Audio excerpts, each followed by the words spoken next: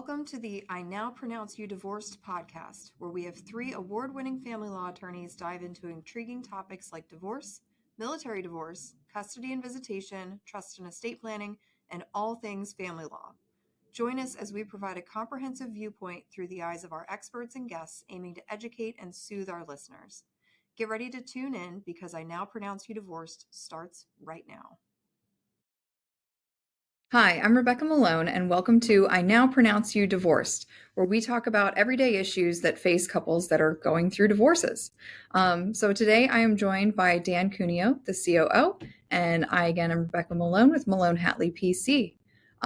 So Dan, we've got an interesting topic today. We wanted to talk about experts and how you can use an expert in your divorce case. So why on earth would you ever need an expert in a divorce case? Sure. And it's a great topic because I feel a lot of practitioners and even clients too, when they think or even hear the word expert, their automatic assumption is I'm going to trial, or this is going to cost me a lot of money, or it's just going to drag it out even more. And that's not always the case. And quite frankly, it's rarely the case in the sense of your case usually going to trial. But getting an expert, it's great because it can help identify issues that you weren't aware of, or it could be someone that you could just lean on to help you move the case forward. If your case is in any type of discovery phase, they're a good source of information. I like using experts because it's just someone else that I can rely on to help me zealously advocate for the client. But the question really becomes, one, you want to identify an expert early in the case. You don't want to wait until you're halfway through or even closer to trial for many reasons. One would be availability of the expert. And then two, the expert that you want to hire, because availability could just mean they're not available on the date that the hearing or trial is set. Or you could be in a situation where maybe they're just not available at all. And so you want to make sure that as you're identifying issues in your case, you're also thinking about, do I need an expert? And if I do, what does that expert look like?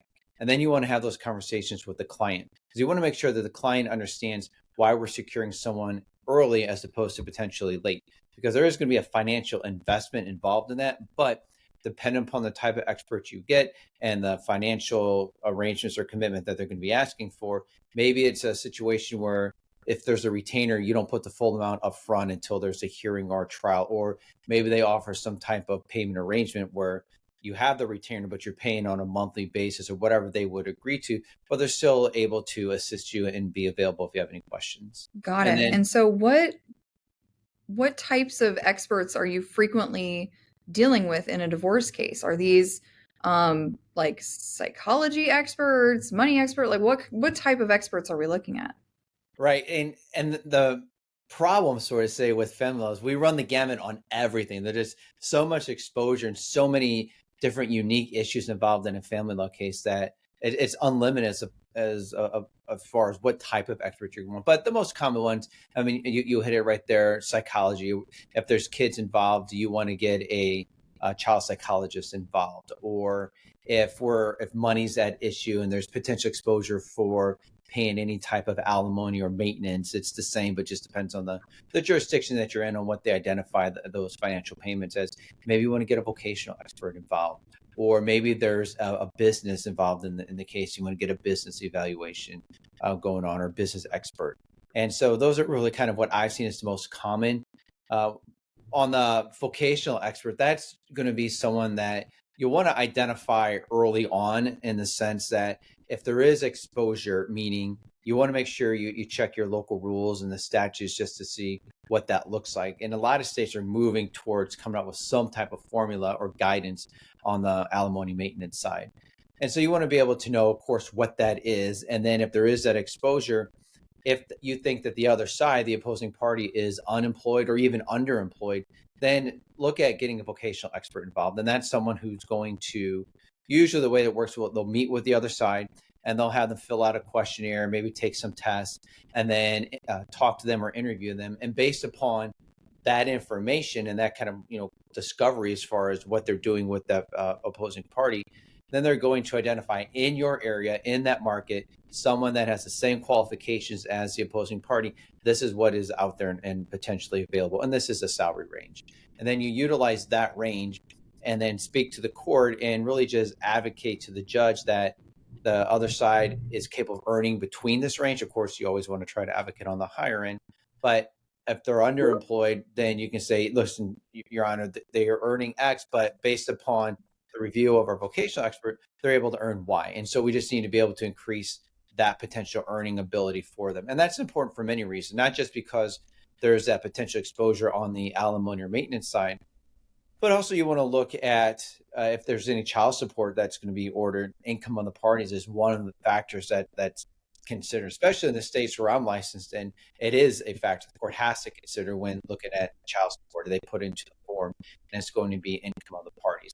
And so you want to make sure that you're looking at all aspects of your case, if there's kids involved and if there's a maintenance exposure, because finance isn't just the money itself, right? What is in bank accounts, or what are we going to be paying as far as alimony or maintenance? It's also looking at what does that child support look like, and then what you want to be able to determine, okay, if we're paying X amount in child support, what is that Y going to look like on the alimony maintenance side?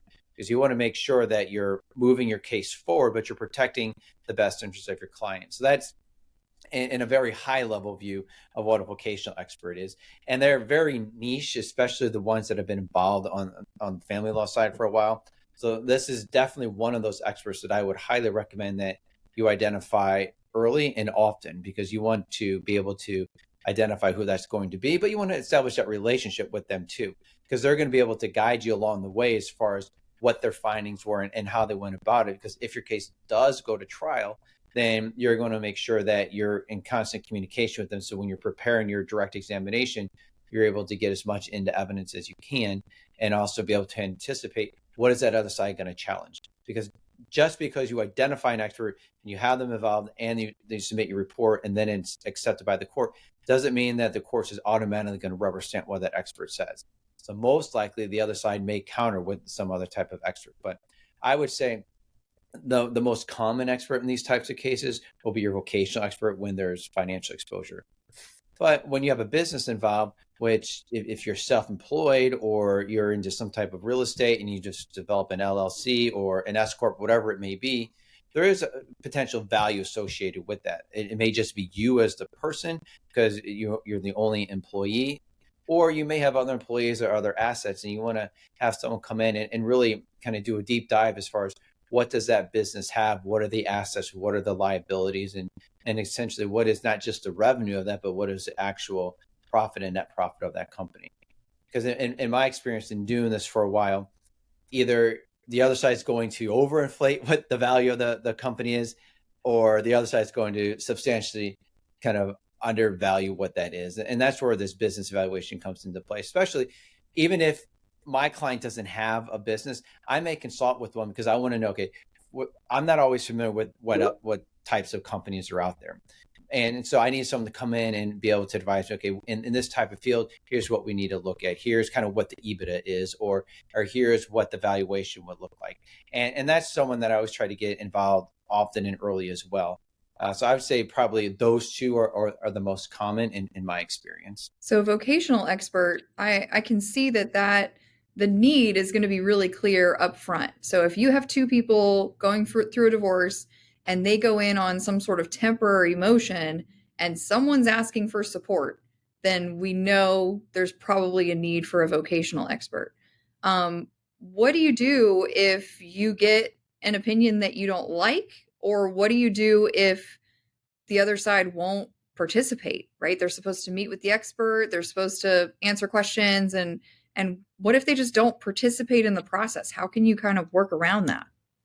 That can be tough, especially if they're not wanting to participate as far as meeting with my expert. And so in those situations, it's always the best, I say best practice in reaching out to the other side if they're represented by an attorney to see, is there something that we can come to an agreement on? Why is your client being so adamant on not wanting to be cooperative? And if we can't come to some type of an understanding, then I'll file a motion with the court and bring it up. Or if I know a settlements conference is coming up, or if you're just a meeting with the court, depending upon what jurisdiction you're in, I'll raise the issue then, because I want the court to know that we're trying to move this case forward, but we have to do our own due diligence to determine what is that exposure and what does that look like, so we can try to facilitate some type of settlement. And if the other side is being uncooperative, then that's really hampering and limiting my ability to represent my client. And in my experience, courts really have zero tolerance in those types of situations. Now, there are times when the other side may not be represented. And so I'll send them a certified letter just so we can document the case. And then I may have to file a separate motion, or I may have to wait until my next settlement conference with the court to raise the issue. But I want the court to know that we're trying to be able to identify what are some issues so we can overcome these and hopefully move the case towards settlement. And if they are unrepresented, then we'll just have to raise the issue with the court. And fortunately, I haven't been involved in a situation where the judge agreed with the other side, whether they're represented or not.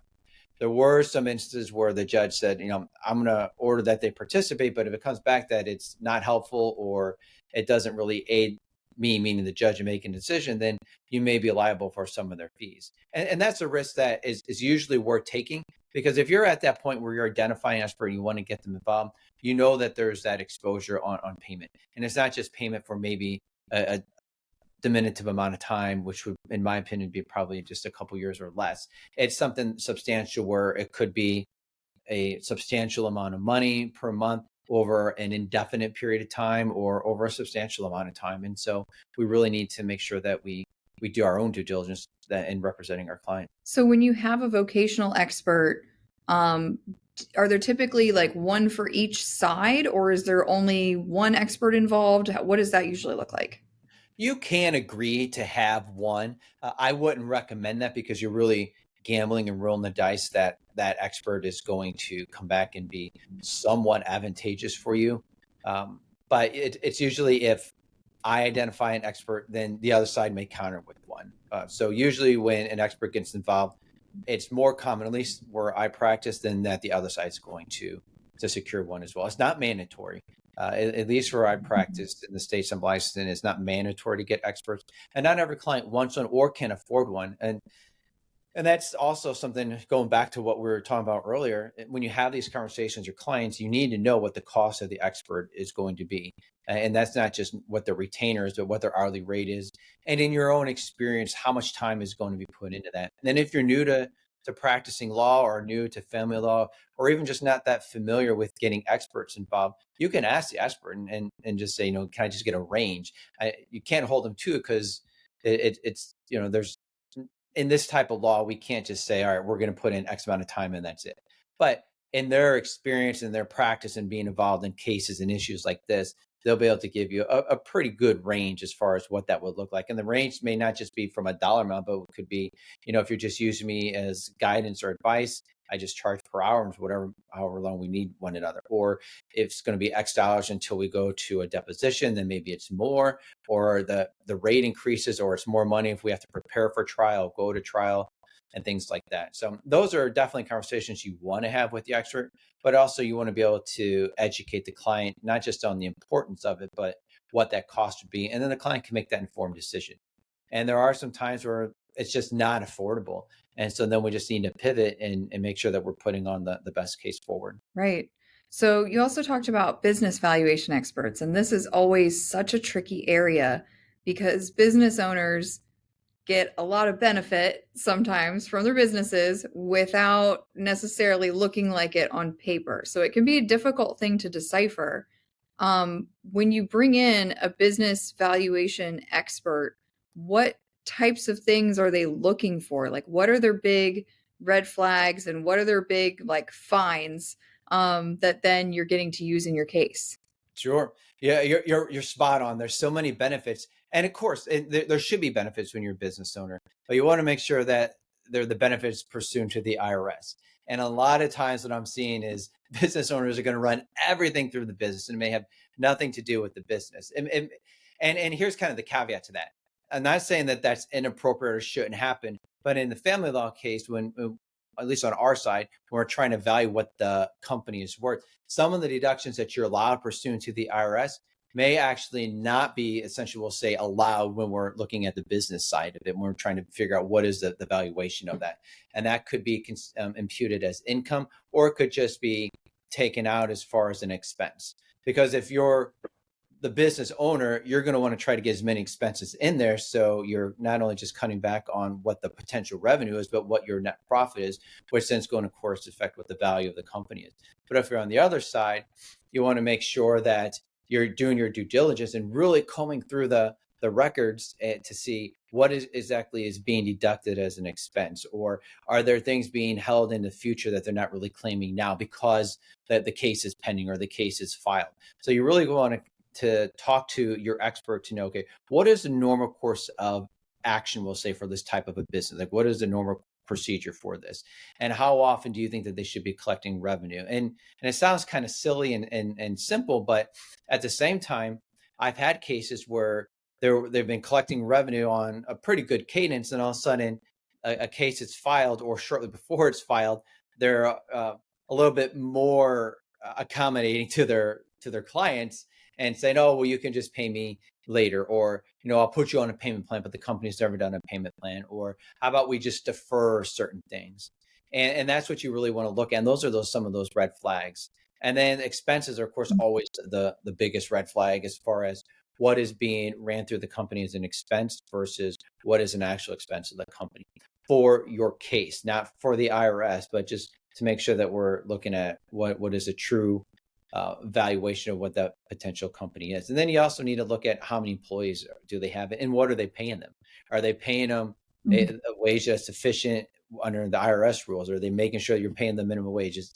Because I've also seen where they have friends come in and they're just paying them on the side in cash, or they're having their girlfriend or boyfriend involved in the company, and they're paying them something entirely different, not paying them at all to kind of help back as far as on the expense side. So there's so many different avenues and paths, and you can go down many rabbit holes, but it's worth it if the company is, been around for a while, or there's substantial revenue involved, or you want to just make sure that you're looking underneath every stone, that if you do walk away from this company, that you're not regretting your financial interest, because there is an interest in it. You want to make sure that you get whatever that value is, and usually it's going to be from the date of the marriage until date of divorce. And definitely check with your attorney, because it does vary from state to state as far as what that interest look like. But even if you're not involved, because some probably listening to this are thinking, well, my spouse owns a company, but I have nothing to do with it, and I've never been involved in this, so I don't have any interest in it. And that's not always true, because it's really going to go back to, where I'm licensed at the date of the marriage. So there is a component of what your interest is, and it just may be financial. Now, it does get even more convoluted and complicated if you have a company and both parties are involved and both parties want the company. Yeah, definitely. So for our purposes in Virginia and in North Carolina, when we're looking at a business, we're not only looking at what's the value of that asset, just like any other asset that you're dividing in a divorce. If it's a house, if it's a retirement account, if it's a business interest, there's something that's tied to that. And looking at a realistic picture of the income. Because even though the IRS says that the deductions are all legitimate and they're okay, it still is not accurate to say, my bottom line, I'm only making $5, when in reality, you're taking a whole lot of benefit from the company. The company is, I don't know, paying your mortgage, or, paying Right. expenses on your behalf, providing you with a vehicle. You're getting all of these additional benefits that you're otherwise not having to pay for. With business valuation, I feel like the other huge piece of this is how late most business owners file their tax returns. So if right now you were trying to get a financial picture of company in 2024, right? We're in the beginning, right? First quarter, second quarter of 2024. Most companies have not filed their 2023 taxes yet. So we're going all the way back to 2022 to look at tax returns. And that can be completely different than what's going on today. So in order to figure out what's going on today, we have to have some sort of expert come in and figure it out and do some unwinding. What sort of documents are you providing to your expert, and how are you getting them for them to be able to figure out what this thing is worth? Right. And that's a great question. And it goes back to what we were saying in the beginning of this episode, is identifying someone early. And early is advantageous because in this example or question, there are some businesses out there that we're not familiar with. And that's fine because there's just so many of them that are out there. But you want to make sure on the due diligence side that when you have that expert involved, say, talk to them and just I advise them, the opposing side has this type of a company. What documents would you need in order to really dig in and value what that company is worth? Because once you have those from the expert, then you can put that in a discovery request, more likely in the form of request for production of documents, and then send it over. Because then you're able to get the documents that you need. And if the other side can't provide them, well, then that's an issue that needs to be raised with the court. But also it's going to be an issue when you're looking at the valuation of the company. But then if they do need to provide the document, but need some time, then that's going to go to your point. Well, then that'll identify, did they file taxes? And when was the last time they filed? And why are they not filing them? What's going on? Is this something that's in the normal course of business for them that they file late? Or is this just something that it's like a delay tactic or something that they can get an advantage of because they haven't filed? And that's going to be another issue. And that's going to be something you want to raise, not just with the expert you have involved, but with the court itself. And then once you start really calling into question the veracity of the documents or the veracity of the person answering these discovery, then the court often is going to kind of start maybe seeing the picture that you're trying to paint as far as what that value is. And then if you can't value it, then it becomes a little bit even more frustrating, but the court's going to lean heavily on what you think it is, because if you're not able to have these documents, then the court isn't going to say, well, then we're just going to wait and we'll take this under advisement at a later date. No, it has to be done now. And so that's why it's just so important to get that expert involved and ask those questions. And so, you may be listening and thinking, well, I don't want to sound like I don't know what I'm doing. I always have practiced with, there are no questions that are bad questions. The ones that aren't asked are the ones that are kind of the bad ones, right? Because sometimes they may sound silly, but the expert knows that. And you just want to make sure that you're protecting and really just zealously advocating for it. Right. Well, I want to thank you for joining me today as we talked about some experts and how you can use them in your divorce case. Again, we are Malone Hatley PC. We are your partner in divorce and estate planning. And so if you liked this, please subscribe for some more content about divorce cases and everything that our divorce clients are facing. Ask us questions and we'll do our best to keep in touch. Thanks. Thank you for tuning into our podcast. If you found this episode helpful and you want more informational content, please be sure to subscribe and join us on all major social media platforms, including YouTube. Stay connected for more exciting updates and tips.